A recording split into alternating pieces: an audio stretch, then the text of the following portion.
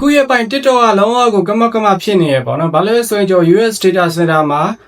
technical issue ရှိတယ်ဆိုပြီးတော့သူက Cater Real Program ထဲမှာစာလည်းပြထားတယ်ပေါ့နော်ဒါကြောင့်မို့ကျွန်တော်ပတ်သက်တွေအဝင်ပြထားတဲ့နေမဲ့ view တွေပြဿနာရှိရမျိုးလည်းရှိမယ်ခုဆိုရင်ကျွန်တော် TikTok account တွေ setting နဲ့ဝင်တဲ့ခါမှာဆို region တွေပါပျောက်သွားပြီပေါ့နော်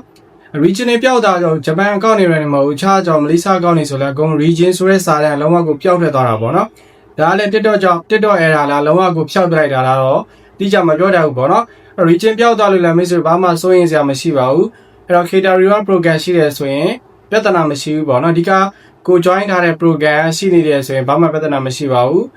okay အဲ့တော့ဒါမျိုးတွေစိတ်ပူနေမှာဆိုတော့ကျွန်တော်မျှဝေကြည့်ဖြစ်ပါတယ်အဲ့တော့ region ပျောက်သွားလို့ကိုယ့်ရဲ့ account ကဘယ် region ကောင်းမှမသိတော့ဘူးဆိုရင်တော့ကျွန်တော် Cater Real Program ထဲမှာဝင်ပြီးတော့စစ်လို့လည်းရတယ်လို့နောက်တစ်ခုနေကျွန်တော် ban ကိုသွားကြည့်လိုက်ပေါ့နော် US account တွေဆိုရင်တော့ PayPal only ပဲပြပါလိမ့်မယ် Japan ဆိုရင်တော့ Japan ban ရဲ့ Payoneer ရဲ့ဒါမျိုးတွေပြလိုက်မယ်ပေါ့နော်ဒါမိတ်ဆွေဒီနည်းလမ်းနဲ့လည်းသွားပြီးတော့စစ်လို့ရပါတယ်ဘာမှမဖြစ်ဘူးပေါ့နော်အရင်ကလည်းကျွန်တော်ဒါမျိုးပျောက်တဲ့ account တွေလည်းရှိတယ်ပေါ့နော်ခုကတော့အကုန်လုံးကိုပျောက်သွားတာပါ